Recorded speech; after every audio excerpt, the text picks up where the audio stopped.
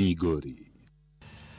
Maloyo ji 400 man kod ang'ol e kaunti ma Baringo oyudo kony mag wheelchairs kod gik mamoko mag kony kokalo kuom chenro mar riwruok mar Hope Mobility. Chenro ma kamage to duogo geno ne jogo ma ong'ol e alworano ero kendo bero ngimagi e kauntis mopogore opogore e pacho ka.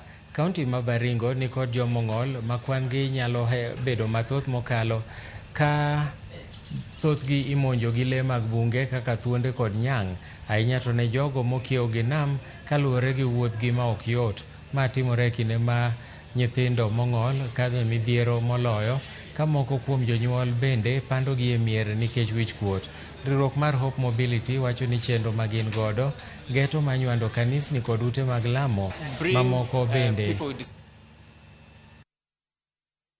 Let them be part of our society, let them go to school, let's encourage our institutions to employ them. Niko na mtoto, ako 12 good years, ako CP. Cerebral palsy ni condition yenye na affect mtoto.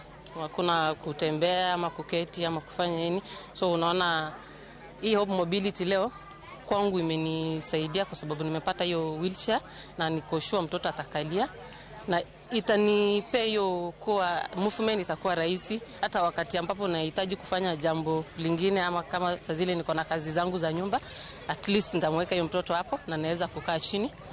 As a person with disability, I have experienced the struggle, the pain that people with disability go through every single time.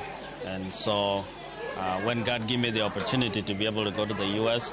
and see how people of disability are treated over there, it gave me a passion to come back here and serve people with disability. I always say that it's true that your deepest passion comes from your deepest pain.